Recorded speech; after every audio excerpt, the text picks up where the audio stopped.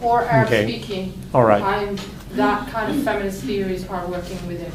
Okay. Yeah?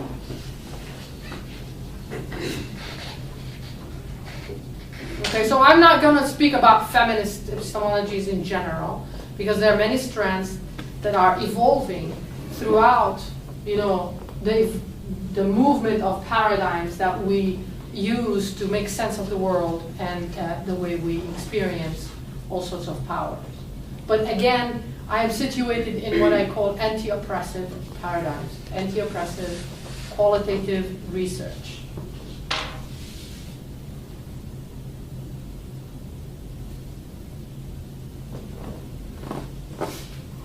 So, anti-oppressive would include critical epistemologies, and what else would it include? So, because it's an extension of critical epistemologies that started with just critiquing the powers of the hegemonies. Marginality and representativeness? Totally. And when you include that, Ahmed, you are including the intersections of all categories of difference. Does that make sense? All categories of difference. What does that mean? Name those categories of difference. Class, religion, and age? Some of them, yeah. Gender, sexuality, nation, language, all those, right? Class groupings? I mean, groupings in society. That are different or have power differential in the society, right? It's not because you have a blonde hair and white skin we're different.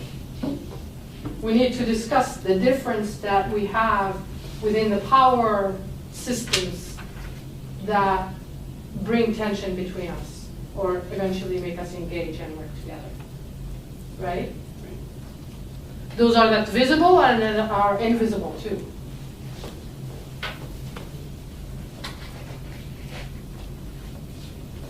So I teach in women's studies the course with the title Feminist Methods, but in my syllabus I change it and I say, because we can't change titles of courses that easily, I call it Feminist Methodologies.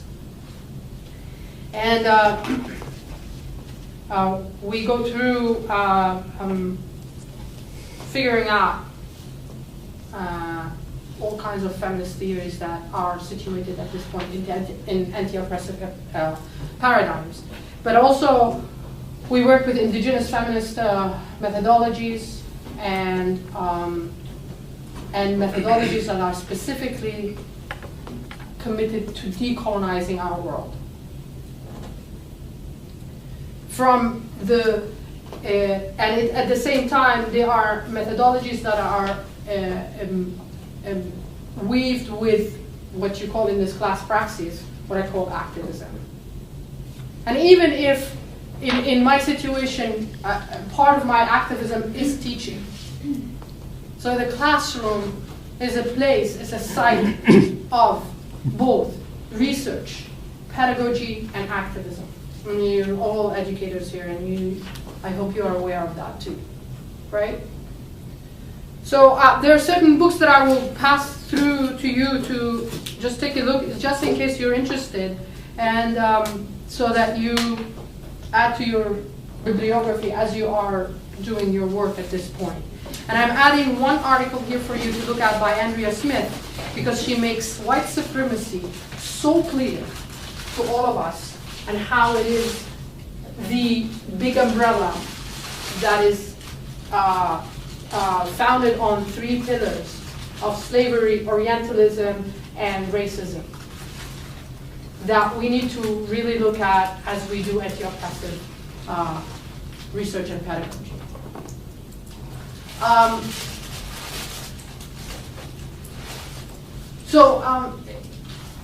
Basically, when you study or you try to work with a specific paradigm or theories, you are working with certain, what we call tenets, but certain concepts that help you to filter and understand your data or the world that you're looking at.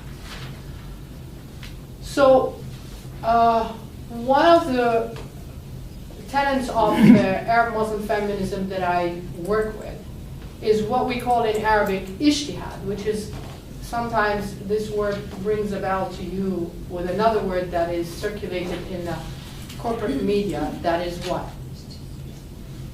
Istiklal? Well, that's close, but no, but with the same three sounds. Jihad. Yeah.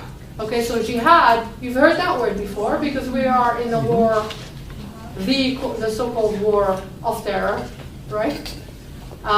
Ijtihad comes from the same root as jihad, and they both mainly mean the struggle for something. Mm-hmm. So the struggle for, in this sense, is struggle to know. So I do rigorous research to figure out meanings not only of lived experiences as a feminist, but also of the sacred text in Islam. I am basing my work on many feminists that started this work more than 100 years ago in the Arab and Muslim world, but I'm more specifically interested now in the text that is related to body, the embodiment of our experiences as men and women and other genders, and of sexuality. That is one. The other thing is that the main project that I did that came out in my book is about what is called hijab, and most people think hijab is the headscarf that some Muslim women wear, and it's much more than that in the Quran, so I work with the complexity of that meaning to figure out who controls the meaning that is circulated right now. How do we become, as regular people, not necessarily as scholars only, have access to that knowledge, as you are doing as scholars now, or future scholars, to access knowledge and access the spaces and the ability to produce counter knowledges and counter narratives. Indeed, in your paper, hijab is apparently a protocol. Is that what you understood? What do you mean, Ahmed? A guideline. Mm-hmm. A set of boundaries, of rules. Right, and what was the most important boundary that I speak of in that piece?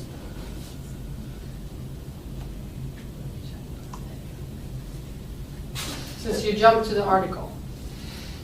So it's the boundary that is between a person who is a believer in Islam, a Muslim, and knowing God or Allah more. And I also extend that is the barrier between one person and deeper knowledge. So we all have veils, correct? In front of our eyes, on our minds, on our consciousness, that we try to undo and de-veil as a process, rather than just take off. And again, because your fellow students here or colleagues have scars on their head, and that's not what I'm talking about.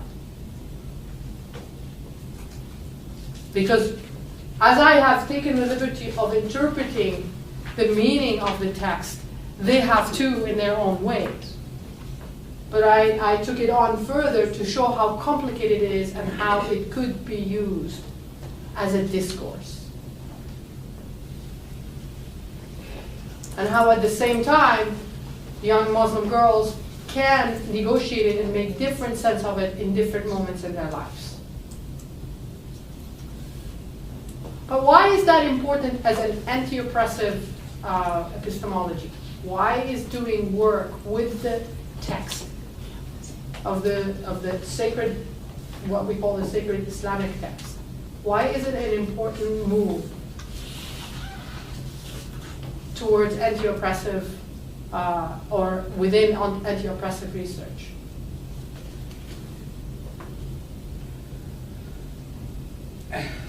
Stab in the dark, but in my mind, that's where power comes from. It's where they base Well, I'm going to make an analogy to Christianity, and so if the Bible would be used, you have to go back and analyze that to refute all of the things that have been put in place based on the Bible, which, if you go back to the original text, half of it isn't even true. Not half, but so in my mind it would be the same. If you use the original text of the sacred text, then you can speak to these things that have created the customs and the things that are, what's the word? They have become customs with the people that are keeping people. What is the word? As a haven't my vocabulary. Oppressed? On the side, yeah. Marginalized. Thank you. Okay. Right. Thank you, everybody. Those are, yeah, right. But what if I, can you tell me? Najla? What if Najla comes in and I am assuming that she's Muslim? I'm assuming. Mm-hmm. And it is an assumption, right? She nodded her head. If I ask Najla, I am a Muslim feminist, and there are some other kinds of feminists that are called, some of them are Islamic feminists, and some are Islamist feminists. Like there are Western middle-class white feminists, and there are American women of color or men of color that are feminists too. So there could be difference. There might be a difference between me and Najla on how we also look at the meaning of the text, right? Mm-hmm.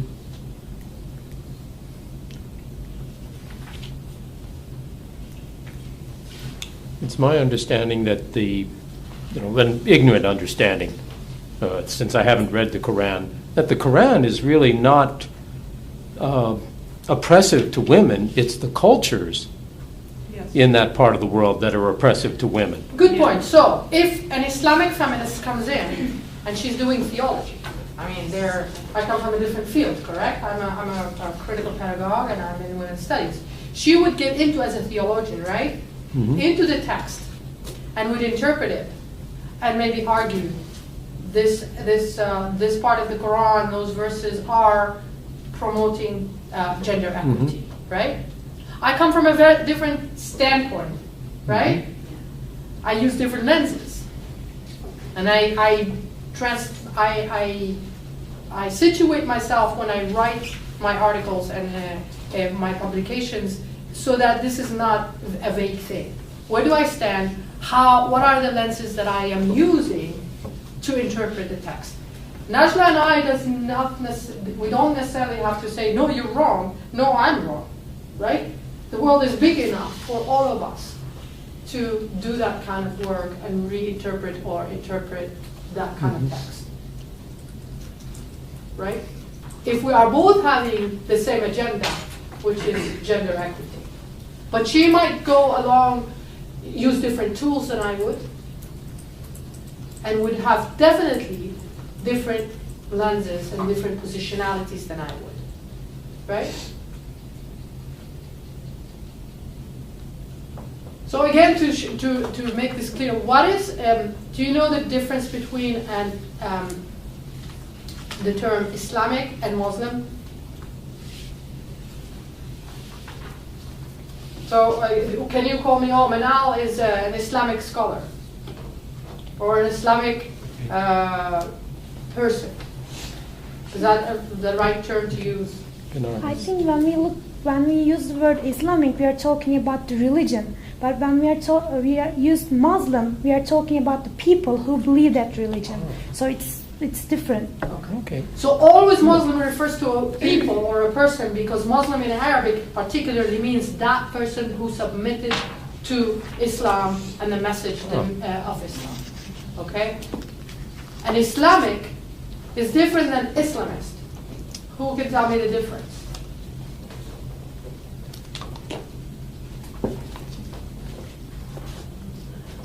Okay, so Islamist is more of a political ideology rather than religion. Which one is the Islamist? Is it spelled the same? No, it has instead of IC at the end, it's IST. Islamist. Okay? So Could you explain that more? So if Islamic is the religion, Or things like Islamic studies, Islamic architecture, Islamic texts, things that are studying or are related to religion. Islam. Okay, which is the religion, not the people. The Muslim is the people. Right. Is that what you're saying? So then the Islamist would be, can you talk more about what that means? The It political- represents what we call right now at this moment political Islam. And that's the part I don't understand. What does that mean? That means people who have a cloak, what I call a cloak of Islam, but they have a political agenda. Okay. You have something of this sort in this country, even though there's a separation between state and church. Not necessarily religious, right? They act. Exactly, but they use it in order to. They use religion to impose their political ideas, and they use religion to make people to follow their ideas. Yes. So at this point, I'm doing work on the what I call bedfellows, right? That's the expression used in English, between the Islamists and the colonialists in the world's sporting arena. They are both neoliberalists, they're both colonialists, and they are both patriarchal. Huh? Because even here, people, for the longest time, you thought the church cannot be hurting and molesting young boys, huh? Oh, it's impossible. So the same thing, that if we think that people who present themselves as Muslims, because that's the religious